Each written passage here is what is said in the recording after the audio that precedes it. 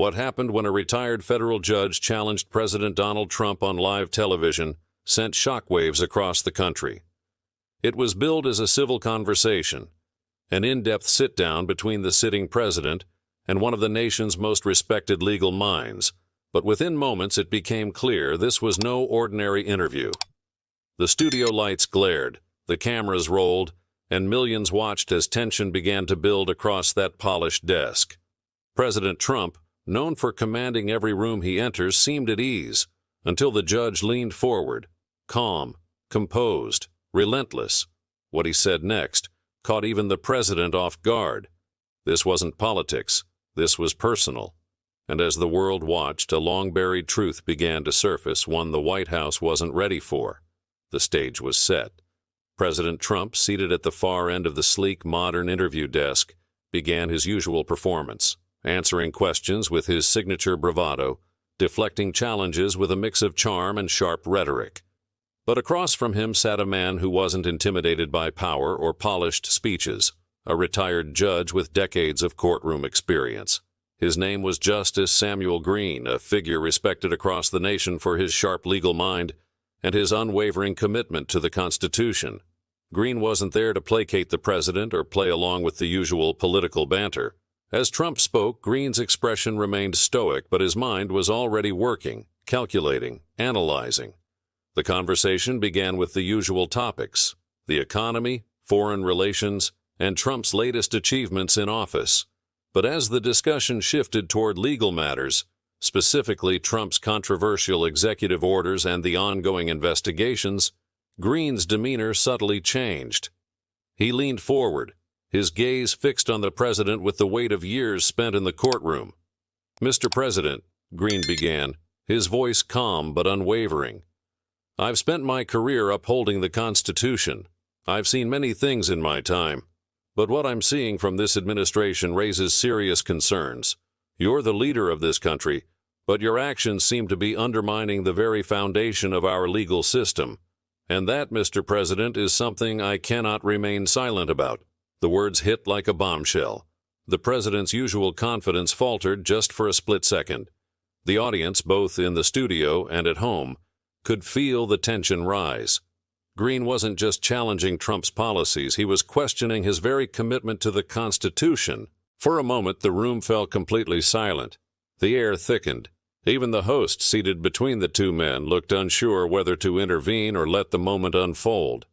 President Trump, caught off guard, straightened in his seat. His smile faded.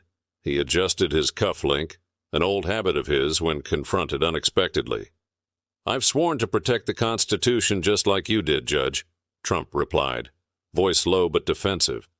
"Everything I've done is in the best interest of the American people." Green didn't blink. "With respect, Mr. President," he said evenly, "intent does not excuse impact.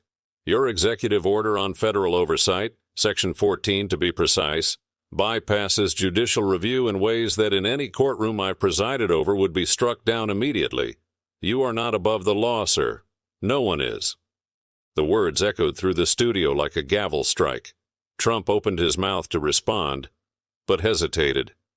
He wasn't used to being challenged like this, especially not on live television, and certainly not by someone whose authority came not from political power, but from moral credibility. Justice Green's calm stare never wavered. "You've repeatedly claimed to defend law and order," he continued, "yet your administration has blurred the lines between enforcement and control. That is not governance. That's erosion." The audience watching from home didn't need dramatic music or sound effects. The moment was raw, unfiltered, and real. A president defending his record, a judge defending the Constitution, and between them, a line that was being tested, maybe even crossed. President Trump leaned forward now, his posture shifting from composed to combative. His voice sharpened, and the familiar edge returned to his tone. "Judge Green, I was elected to lead this country, not to bow to bureaucrats and old rules that don't work anymore. The people didn't vote for hesitation. They voted for action, strong action." His words rang with the force that had carried him through rallies and press briefings, but Green didn't flinch. He had stared down violent criminals in courtrooms, sentenced corrupt officials, and stood firm in the face of public backlash. One more confrontation, even with a sitting president, wouldn't shake him. With all due respect, Mr. President, Green said calmly, democracy isn't a one-man performance. It's a balance of power, something this nation was built on. When you bypass that balance, you don't just risk bad policy. You threaten the very structure that gives your office legitimacy. Trump's eyes narrowed. I've done more for this country than any administration before me. The economy is booming. Our enemies respect us, and Americans feel safe again. But at what cost? Green shot back, this time louder, his voice cutting through the president's momentum. You've signed orders behind closed doors, challenged court rulings on social media, and turned oversight into a talking point. You're not just making decisions, you're shifting boundaries, legal ones, dangerous ones. Now the host tried to interject, desperately trying to steer the conversation back to safer ground. But it was no use. The floodgates had opened. This wasn't an interview anymore. It was a reckoning. Trump took a slow breath, trying to reel the conversation back under control. This country was a mess before I took office, he said. The courts were slow, justice was political, and America was being taken advantage of. I came in to fix it. Judge Green nodded slightly, but there was no agreement in his eyes, only patience and something colder. Certainty. Mr. President, he said, I've spent 37 years watching justice move. Sometimes slow, sometimes painful, but always fair when left untouched. But what I see now is something I never thought I'd witness in my lifetime. A presidency that treats accountability like an attack. The audience watching at home could feel the shift. This was no longer just about policy, it was about principle. You speak of fixing the system, Green continued, but what I see is a steady dismantling of the checks that keep men in power honest. You're not repairing the system, you're reshaping it to suit your will. That's not leadership, Mr. President, that's control. For a heartbeat, even Trump seemed still. His hand rested firmly on the table, jaw tight, eyes locked on Green. So what are you saying? He asked. That I'm a threat to democracy? Green didn't blink. I'm saying the Constitution was written to protect this country from any one man believing he's the system. The line landed with the weight of a verdict. In living rooms across America, viewers leaned in. The truth had been spoken, not shouted, not sensationalized, but laid bare with unshakable authority. For the first time in the interview, the confidence in President Trump's voice wavered. Not entirely, but just enough for the cameras to catch it. His response came slower now, more measured, almost reflective. I was elected to lead, not to be led. People are tired of excuses. They want action, and I gave it to them. Green nodded thoughtfully. Leadership is not about doing what's easy, Mr. President. It's about doing what's right, especially when no one's watching. And when the law becomes optional for those in power, we are no longer a nation of laws, we are something else entirely. Trump leaned back slightly, folding his arms.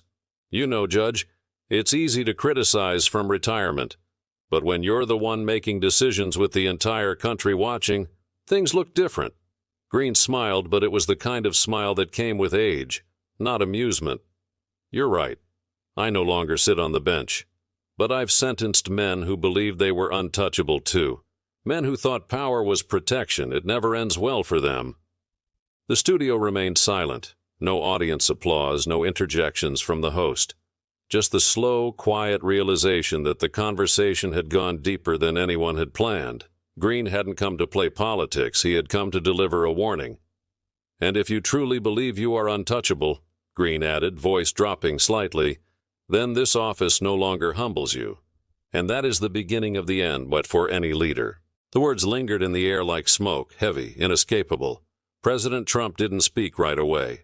His expression was unreadable, caught somewhere between defiance and reflection.